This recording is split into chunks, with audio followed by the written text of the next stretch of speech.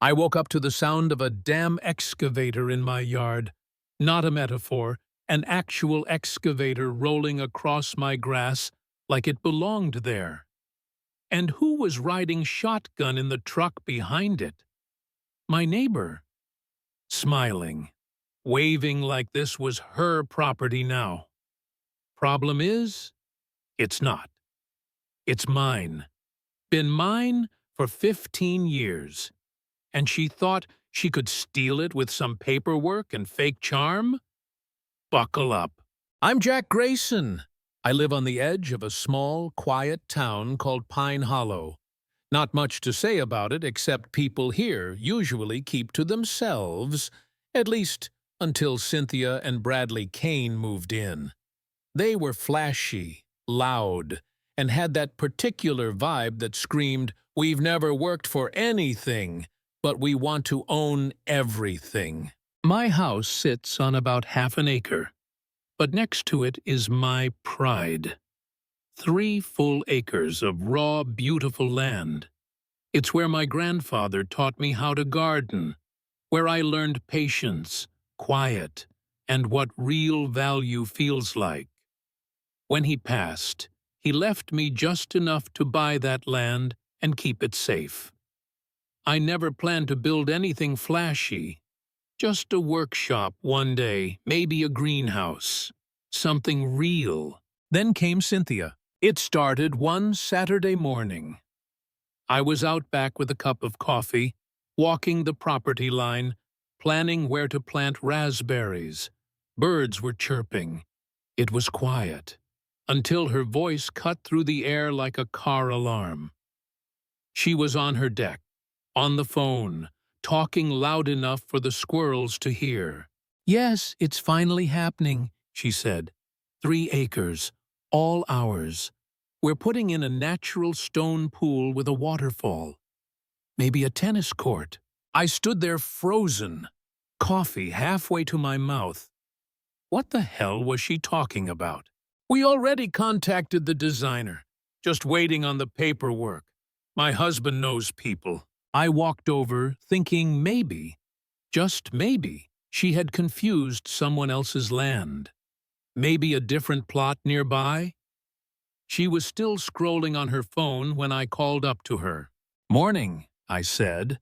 "I overheard your plans for the land next door.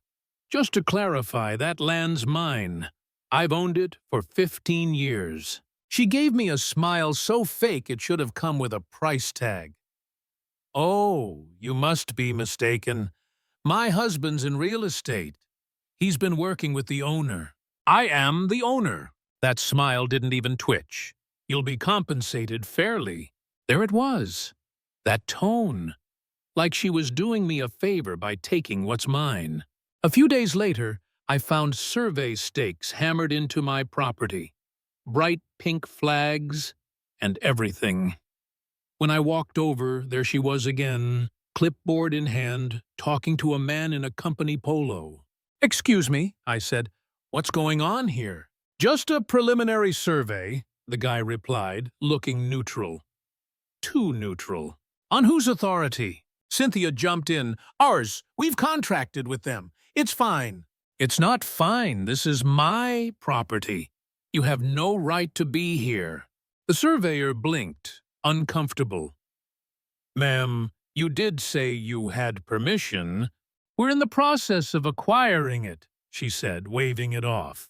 "No, you're not," I cut in. "I've never spoken to anyone about selling.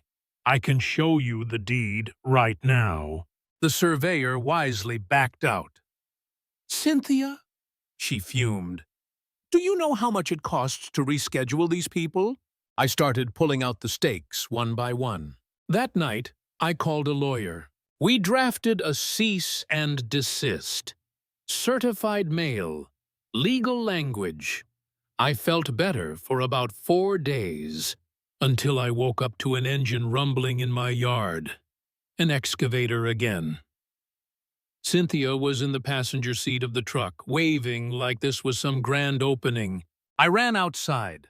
"Stop!" I yelled. "This is private property." The guy driving looked confused. She said y'all had permission. She lied. I pulled out my phone, ready to call the sheriff. Lady, is that true? He asked Cynthia. We're handling it through the proper channels, she muttered, eyes darting. There are no channels, I said. There's just me, the owner, and you're trespassing. The guy shut off the engine and started backing away. Call me when you've sorted ownership, he said. I'm not losing my license over this. As he drove off, Cynthia lost it. Do you know what you've done? We've paid deposits. Not my problem, I said. Maybe don't build dreams on someone else's land. Later that day, I got a text from an unknown number. This isn't over. The land will be ours one way or another. I forwarded it to my lawyer. 2 days later, my camera caught Bradley himself walking the land, snapping photos, muttering. We sent a second cease and desist. Their response? A letter from their lawyer, claiming they had a verbal agreement with a real estate agent who represented the owner, me, without my knowledge. Then they went a step further.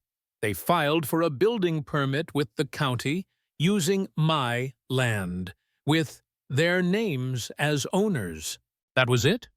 They weren't just entitled. They were dangerous. My lawyer and I went nuclear. We filed a formal complaint with the police for attempted fraud.